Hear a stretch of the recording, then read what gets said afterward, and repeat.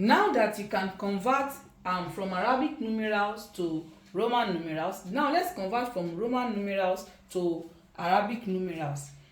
Once you see a number like this, don't forget that when the smaller ones are by the right hand side, that means we are adding. So what is V? V is 5, I is 1. So I, this means I, this will mean 3, and this will mean 5. So 5 plus 3. So this would give 8. That would give 8. Now let's look at this one. LXXXV. Do you need personalized help? Click the link in the description to message me directly. The first thing you look at is that, okay, which this one is bigger. Okay, this is bigger than this, fine. This is bigger than D, and this X is bigger than 5. So that means we are adding all true. So this L is 50. XXX, that would be 30, and V will be 5. So that would be 50 plus 30 plus 5, and that would give 85. Now let's look at this one. We have CXL. If you look at CXL, you realize that C here is bigger than X. So you might assume that, okay, that means we are adding 10 to 50. But before you conclude, look at the number that the alphabet that is after X. The number that is after X is bigger than X. That means that X is together with number that is after it. So that means this is together. X is with this. We are subtracting 10 from 50. And this is standing alone. So what is C? C is 100.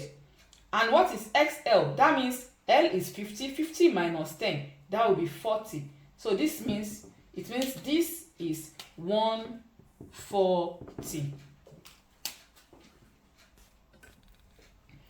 Look at this again.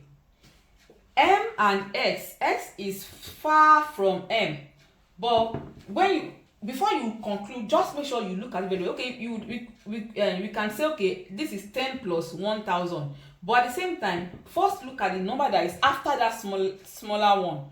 If the number that is after it is bigger than it, that means we are subtracting it. So that means this, because it is smaller than this, that means we are subtracting it from this. And this is standing alone, this is standing alone. So what is M? M is 1000.